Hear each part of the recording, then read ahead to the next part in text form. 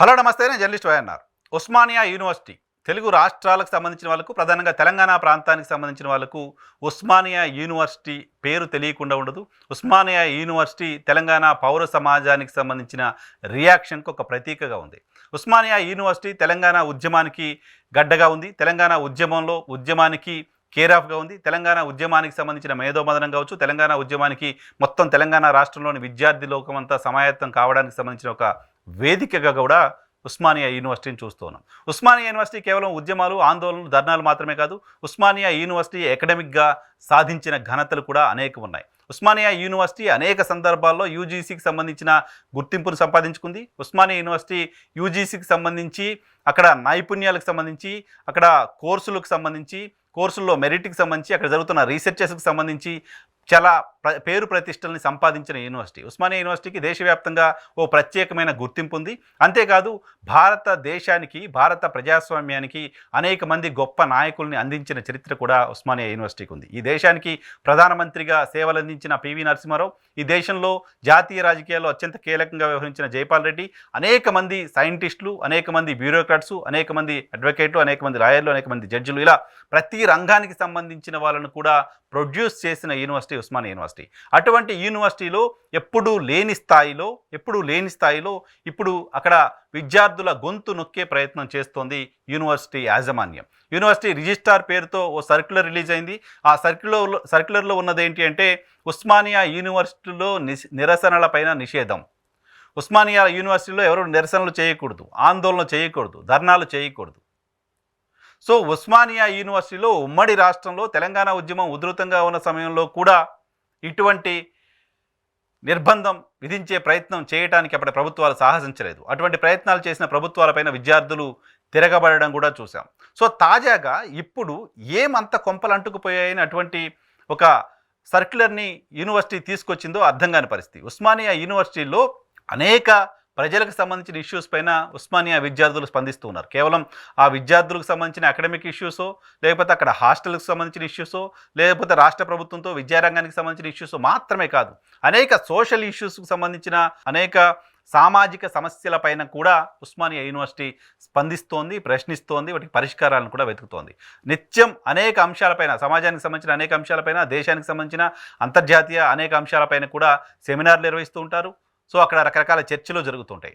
యూనివర్సిటీలు అంటే అటువంటి చర్చలకు ఒక వేదికగా ఉండాలి. యూనివర్సిటీ స్టూడెంట్స్ కేవలం తమ బుక్కిష్ నాలెడ్జ్ మాత్రమే కాకుండా, అకాడమిక్ నాలెడ్జ్ మాత్రమే కాకుండా, సమాజంలో జరుగుతున్న అనేక అంశాలకు సంబంధించిన సెమినార్లో కూడా పార్టిసిపేట్ చేస్తూ ఉంటారు. ఒక ఇన్ఫర్మేషన్ని, ఒక నాలెడ్జ్ని గెయిన్ చేస్తూ ఉంటారు. ఫర్దర్గా ఆ నాలెడ్జ్, ఆ ఇన్ఫర్మేషన్ సమాజానికి ఉపయోగపడేలా చేస్తూ ఉంటారు. సో అదే సందర్భంలో ప్రభుత్వాలు, లేకపోతే అక్కడ ప్రభుత్వాలు తీసుకుంటున్న నిర్ణయాలకు వ్యతిరేకంగా నిరసన తెలిపే హక్కు రాష్ట్రంలో ఎవరికైనా ఉంటుంది, దేశంలో ఎవరికైనా ఉంటుంది. సో అటువంటి హక్కు ఉస్మానియా యూనివర్సిటీ విద్యార్థులకు కూడా ఉంటుంది. అటువంటి హక్కు వాళ్ళకి లేకుండా చేయాలనే ప్రయత్నం ప్రభుత్వం చేయటం ఖచ్చితంగా ఆక్షేపణీయం. ప్రభుత్వం అటువంటి నిర్ణయాన్ని తక్షణం వెనక్కి తీసుకోవాల్సిన అవసరం ఉంటుంది. ప్రభుత్వం అటువంటి నిర్ణయాన్ని వెనక్కి తీసుకోకపోతే విద్యార్థులు నిరసనలపైన నిషేధం ఉంది కదా అని ఖాళీగా కూర్చునే పరిస్థితి ఉండదు. అటువంటి ఖాళీగా కూర్చోబెడదాం, వాళ్ళ మూతులకు మాస్కులు వేద్దామనే ఆలోచన ప్రభుత్వం చేయటం ఖచ్చితంగా సరైన నిర్ణయంగా చూడలేం. దేనికి రీజన్ అంత ఇబ్బంది పడిపోయే పరిస్థితి ప్రభుత్వానికి ఎందుకు వస్తుంది? గతంలో రేవంత్ రెడ్డి గారు ముఖ్యమంత్రి కాకముందు అప్పటి రాష్ట్ర ప్రభుత్వానికి వ్యతిరేకంగా ఆందోళన చేయాల్సి వస్తే అప్పటి సర్కారు ఉస్మానియా యూనివర్సిటీకి రేవంత్ రెడ్డి ప్రోగ్రాంకి రాకుండా అడ్డుకునే ప్రయత్నం చేస్తుంటే, ఇదే ఉస్మానియా విద్యార్థులు రహస్యంగా పోలీసులకి, ఇంటెలిజెన్స్కి, రాష్ట్ర ప్రభుత్వానికి తెలియకుండా రేవంత్ రెడ్డిని రహస్యంగా ఉస్మానియా యూనివర్సిటీ ఆర్ట్స్ కాలేజ్ దగ్గరికి తీసుకెళ్లి ఒక సభ నిర్వహించాయి. సో ఆ రోజు ప్రభుత్వాల నిర్బంధాలున్నా, ఆ రోజు పోలీసుల నిర్బంధాలున్నా, ఆ రోజు రేవంత్ రెడ్డి ఉస్మానియాకు రావద్దు అంటూ పోలీస్ అధికారులు హెచ్చరిస్తున్నా, ఉస్మానియా యూనివర్సిటీ విద్యార్థులను బెదిరింపులకు గురి చేసినా భయపడకుండా రేవంత్ రెడ్డి ఏం చెప్పాలనుకుంటున్నారో, రేవంత్ రెడ్డి వర్షన్ ఏంటో వినిపించడం కోసం ఆయన్ని రహస్యంగా ఉస్మానియా యూనివర్సిటీకి తీసుకొచ్చింది ఉస్మానియా విద్యార్థులు. సో అటువంటి చరిత్రని, అటువంటి అనుభవాల్ని ప్రస్తుత ముఖ్యమంత్రి రేవంత్ రెడ్డి గారు మర్చిపోవడం అనేది నిజంగా ఆశ్చర్యం కలిగిస్తోంది. ఉస్మానియా యూనివర్సిటీలో ఈ నిరసనల కారణంగా నష్టం జరుగుతుందా, లాభం జరుగుతుందా? ఉస్మానియా యూనివర్సిటీలో ఇతర బయట ప్రాంతాలకు సంబంధించిన వాళ్ళు ఎవరైనా వచ్చి నిరసనలు చేస్తారంటే వాళ్ళపై నిషేధం విధించండి. యూనివర్సిటీకి సంబంధం లేని వాళ్ళు వచ్చి అక్కడ ఆందోళన చేస్తామంటే, యూనివర్సిటీకి సంబంధం లేని వాళ్ళు వచ్చి అక్కడ గొడవలు చేస్తామంటే ఖచ్చితంగా రానియొద్దు. వాళ్ళు ఎవరిని కూడా అక్కడ రాకుండా ఆపొచ్చు. అటువంటి వాళ్ళు చేసే నిరసనలపైన బ్యాన్ పెట్టచ్చు, నిరసనలు చేయకుండా వాళ్ళని కంట్రోల్ చేయొచ్చు. బట్ అక్కడ చదువుకుంటున్న విద్యార్థులు, వాళ్ళకున్న భావ ప్రకటన స్వేచ్ఛ కదా.